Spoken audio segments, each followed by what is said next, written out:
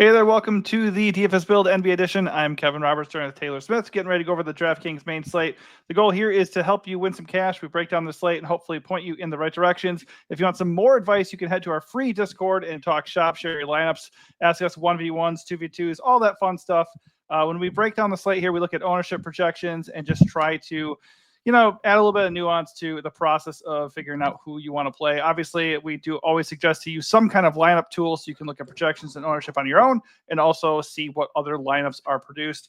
So if we do help you out in any way, please smash that like button, subscribe to the channel, and come join us in Discord. If you're interested in any of our picks, you can head to our Patreon, which is linked here on YouTube, or you can check it out in our Discord as well. All right, let's get to it position by position. Here we go. At point guard, SGA leads the way at point guard, way above everybody else, 59-point fantasy projection. The next closest guy is 14 fantasy points away. I'm finding myself getting to a shit ton of SGA, and I don't feel bad about it. He's in the best game environment of the entire slate. What are you thinking about SGA here? Let's see. Yeah, he's going to be obviously someone you want. Limited number of ways to spend salary on this slate, and there is a lot of it available to spend with a shit ton of value out there. So against Memphis, we've been playing guys against Memphis all season long. Just the pace itself makes it worth it. It's only a 7.5-point spread, so maybe OKC is not going to win this one in a blowout. Memphis is shorthanded, could be potentially more shorthanded. So we could have value on the Memphis side as well. But, SGA is good either way. We saw them kind of toy around with a very shorthanded Rockets team the other night. So, a game you think is going to blow out may not always blow out. SGA is going to be a great play. And then if Jokic is out in a game that starts half an hour before SGA, a lot of people are going to have to pivot that salary to SGA. But, either way, he's a great play. It's nice he's in the last game of the night. Yeah, and I really don't mind setting up the slate like that if you're doing, one lineup or a few lineups. I think if you're doing a ton of lineups, it's a little bit more difficult to navigate doing it that way. But you certainly can, set it up so you're playing for Jokic and maybe some of the late guys on this slate. And then if Jokic is out, you can get to Denver or you can get to Memphis and OKC. I think that is a good strategy. Right now, though, I don't really want to mess with that. Like, I don't want to have to deal with that late in the night. So I think that is a good strategy. But right now I'm headed for SGA.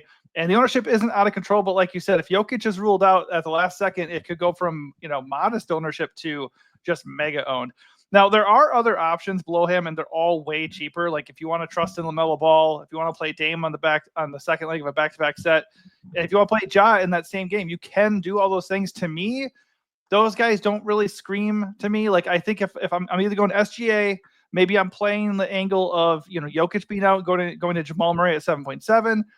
I think other than that, like I'm going value here. Spencer Dinwiddie looks awesome at 5.1. Isaiah Collier was possibly no Keontae George, looks really good at 6.3. Bob Carrington at 5.3. Like there's a lot of value at point guard and possibly even more opening up. So if you're not going SGA, who's the next high price guy that you have your eye on? And what's your general strategy at point guard right now? Kind of just paying down. Like a lot of the best values on the slate in terms of cheap plays are at point guard, which is not often the case. Usually we're looking to save at like shooting guard, small forward, maybe center, which also has value tonight. But with so many injuries and potentially more, like half the Celtics are questionable. Holiday and Porzingis are doubtful, I believe. So we should be able to find something either way, I would think. Hold on.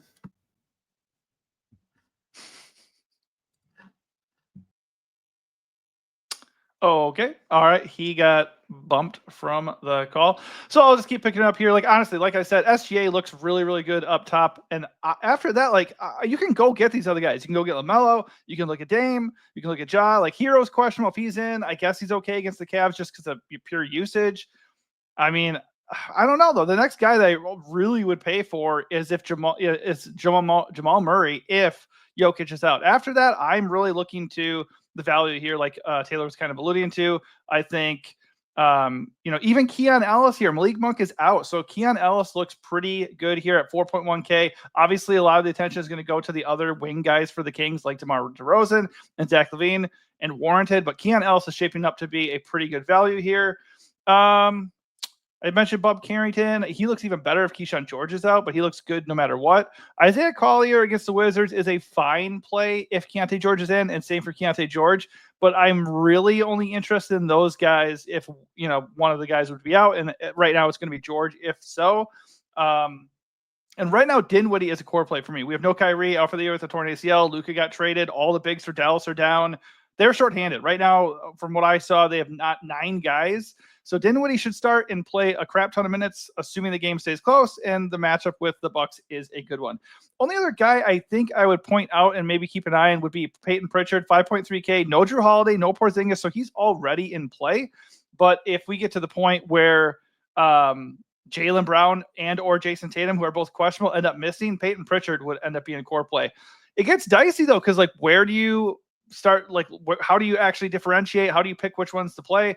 I mean, I would really just trust projections in game environment for the most part, and also factor in salary depending on if you want to get to Jokic or SGA. But right now, for me, SGA up top, and then I'm dropping down to Dinwiddie, Isaiah Collier, Keon Ellis, and Bob Carrington, and possibly Peyton Pritchard as well.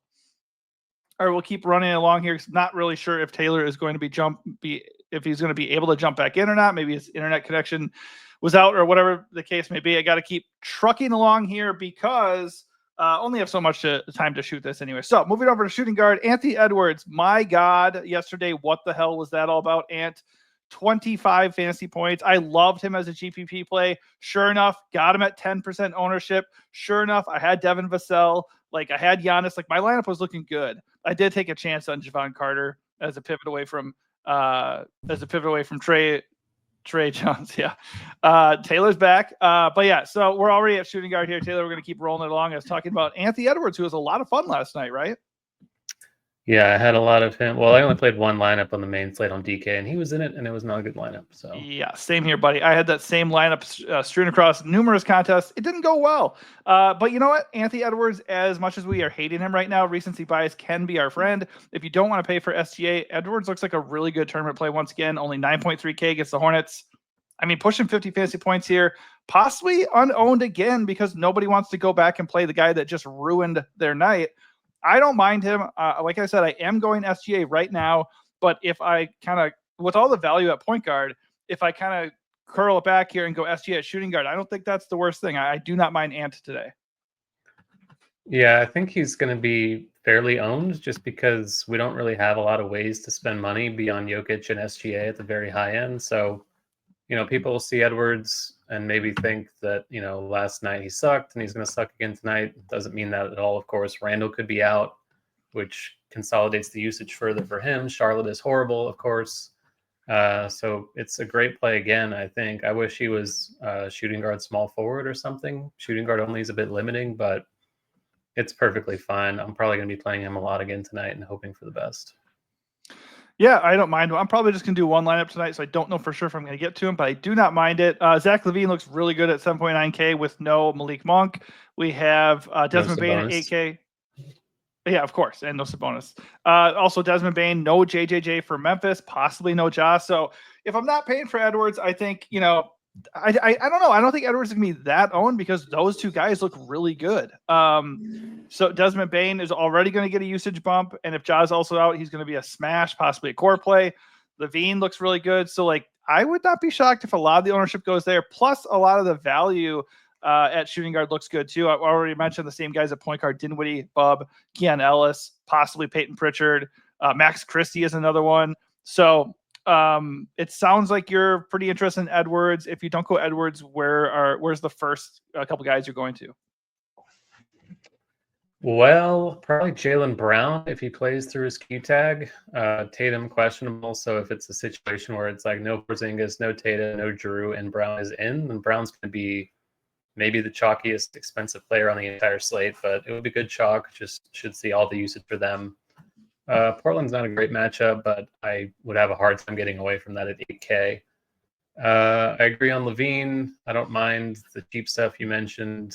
Christie, Dinwiddie, Keon Ellis, Bub Carrington. Case and Wallace may be okay if Isaiah Joe's out, but never love getting to him. He'd be kind of a placeholder in the last game of the night, in the event that news breaks a certain way, just to increase your flexibility. Yeah, and I'll just mention Christian Brown too at 5.9K. He's typically pretty good anyways with Jokic in, but if Jokic is out, maybe a little bit of a usage bump, and this price is not too bad. Over at small forward, Jason Tatum leads the way with a 52 fantasy point projection. He's a little bit expensive at 10K, but he blew up without Jaylen Brown a couple days ago, or a couple games ago rather. So in theory, he would have a massive ceiling if he's in and Jaylen's out. Right now, I'm kind of just approaching it like they're both going to play, and they're both totally fine plays without Drew and Porzingis. Like, obviously, they look good. But yeah, I mean, he looks good at 10K. Don't have a problem with that. But the problem is there's a lot of other options. Jalen Williams looks really good here now at 8.2K with no Chet. He would be my first priority, I think. Like right now, I think I'm going like SGA, Jokic, Ant for my spends, just because the value coming down from these other positions looks really, really good. Same guys here, Levine. We can also get DeMar DeRozan at 7.4, and then we could start talking about more value with Najee at 5.9 and Bryce Sensabaugh at 4.3. Those are the guys that I'm looking at right now. Yeah, I think you can add Koulibaly to the list in that Utah-Washington game. Didn't mention him at shooting guard. He was horrible in the last game, but look at that one. The minutes are pretty safe generally, and it's Utah, shorthanded Utah. So yeah, getting into that game a little bit is a pretty good idea. I don't think he's going to be super chalky just because of the nature of the slate. So no way. Don't mind that. Sensabaugh with Utah missing all their guys against Washington is going to be a great play as well. Keontae being questionable theoretically could open up more usage for him as well. So a lot of pass for Sensabaugh to get there at a still really cheap 4,300 salary. I think I prefer MPJ and Brown with Jokic in just because they're kind of off-ball players. MPJ spot up shooter. Christian Brown gets like all of his points with cutting and putbacks and things like that. So Jokic is good at finding him. If he's out, I think Porter's going to project better if Jokic is out. I don't really know if that should be the case, however. So if he's going to be chalky in that scenario, I don't mind fading it. Klay Thompson's fine just because Dallas is so thin. They have 9 guys, I think, available. So don't mind that at 5.4, but he's probably the first guy hitting the bench if the game gets out of hand. Yeah, I just think I generally would trust a couple of the other Mavs a little bit more in the Klay anyways, because just lifetime, not really a guy who does much beyond hitting shots. So he's got to hit a bunch of shots. He's got to score 20 plus real points to hit. Certainly capable of doing that. But I think I would trust Christie and Dinwiddie and Najee a little bit more, with Najee and Dinwiddie being the 2 guys I look to first. Shadon Sharp, Denny Avdia, not terrible plays in a vacuum. Prefer them greatly if Jeremy Grant is out. We already know Ayton's not going to play. So if Jeremy Grant's also out, then they would look a little bit better. Obviously on the road against Boston, not ideal though. So I just don't think I'm doing that. I think for the most part, I'm looking at Jalen Williams, Zach LaVine, Jaylen Brown if Tatum's out, Tatum if Jalen's out. And then I'm looking at value here. All right, at power forward, we have Giannis leading the way. For whatever reason, he and Dame are playing on the second leg of a back-to-back set. So surely Doc won't mess with us whatsoever against the Mavs. Major blowout risk here. Obviously, the Mavs have nobody good, like nobody truly good in their starting lineup anymore. Like, Dinwiddie and Klay and all these guys, they're fine, but there's not a star left on that roster at the moment. So would not be shocked at all if Giannis went completely nuclear here, but I also would not be shocked if he was a total dud. Still worth paying up for because he reminded us yesterday he is that guy, but I don't think I'm going to do that. I think Tatum's a better play at 1,000 less if he's in. And again, I'm just going down here. Jalen Williams, Naz Reid, Julius Randle, if he's in, is really cheap at 6.5. And then we can keep going down with other value here. I don't really like paying up at this position. Yeah, I don't mind paying up into the mid-range, like Jalen Williams, like we talked about. I just mean Tatum, like Tatum or Giannis. Tatum still had 90 with Jaylen Brown in the other day, so like he still has a ceiling regardless of what happens with Jaylen Brown. Portland's not a great matchup these days, but again, you have to spend for something, so I don't mind Tatum at all, regardless of the news.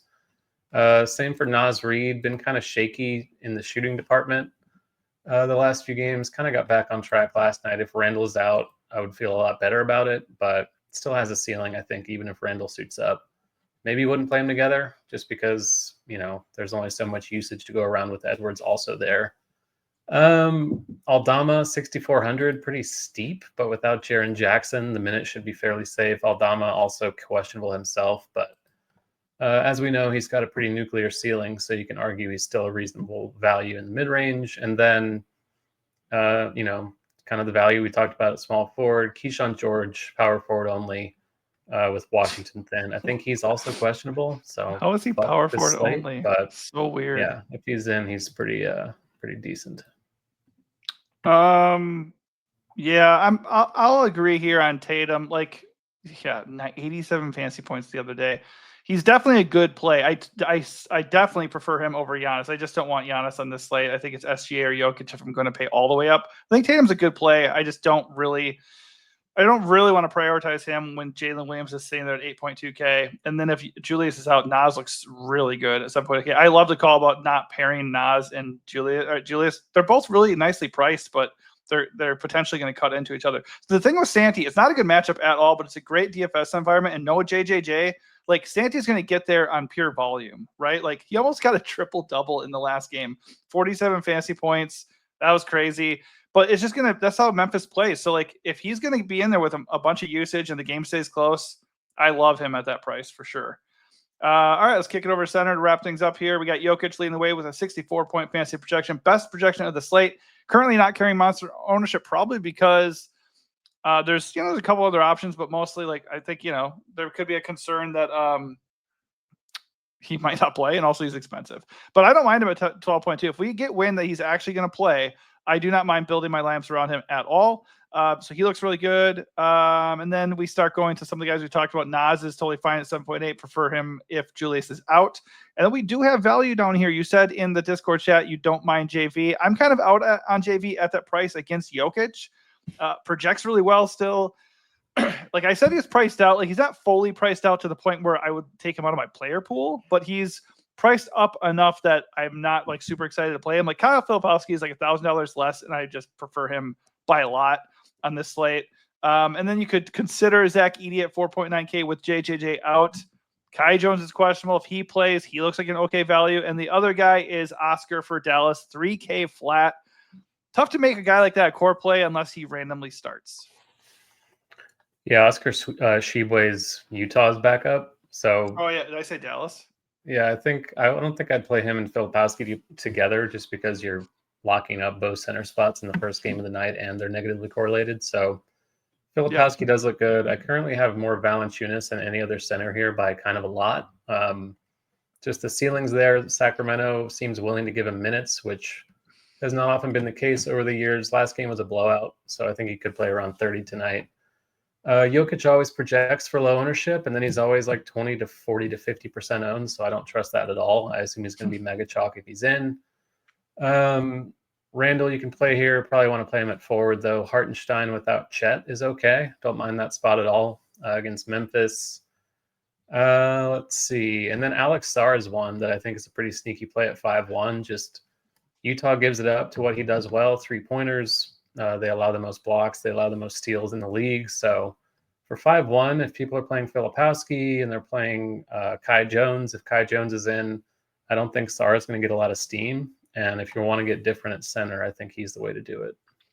Yeah, worth noting, JV had 51 fantasy points last time he played the Nuggets, and obviously they will need his size if Jokic is in. Also worth noting, Jokic across 2 meetings with the Kings has averaged 82 fantasy points per game. Just absolutely disgusting stuff over here. Yeah, so I agree, not going to pair Oscar and Filipowski. It's just a tough one because Oscar is certainly a lot riskier. Big time salary saver at 3K, but if you are bypassing Filipowski, he smashed last time he was in this situation, like 55 fantasy points. It's just he's going to get a shite ton of usage in a really good spot. So I just prefer him, I think, but it's tough to bypass 2.5K in savings there. All right, let's wrap it up here with our flag plant of the night, if you have one, and our overall strategy. Let's see. I guess I'll flag plant. I don't really want to flag plant Alex Sarr, but I think I will. I kind of talked myself into it. I think his strengths are Utah's weaknesses. Utah's also shorthanded. The first game of the night, not going to be owned. Washington value will be somewhat popular, but he's going to be one that isn't. So I like that quite a bit. I'll probably be pretty heavily over the field, which could go horribly for me, but what else is new? So I'll flag plant Alex Sarr on the slate. Yeah, I'm not going to go too far from the path here. I think Jalen Williams is the flag plant. I'm curious to see what his ownership is going to be because there's Zach LaVine there, there's Jaylen Brown there, there could be Jason Tatum up top, there is Giannis. Like, there was so much good stuff out there on this slate. Is it possible he goes a little bit overlooked? I think it might be. So I think that's a little bit interesting. But he just looks like a smash. He went off like crazy last time. He had a game all himself with no Chet there, and obviously Memphis is the best game environment of the night. Like, I'm not going to get cute here. It is a big slate, but I do think targeting that last game makes a lot of sense in general. I also said this in the Discord, and I'll say it again. Not really going to be worried that much about ownership. I'm just going to get good guys in my roster that have good usage and project well and make the best lineup possible and just not concern myself with it. You always say, like in NBA, don't have to worry about ownership that much. Like, this is the slate really where I think that is something that is certainly true. The only thing that's going to change that possibly is if we get a lot of this news way early. Like, if we get the Jokic news before lock, that does change things a little bit. All right, that is going to do it for us. Hopefully this does help you out. If it does, smash that like button, subscribe to the channel, and come visit us in Discord. Thanks for watching and good luck.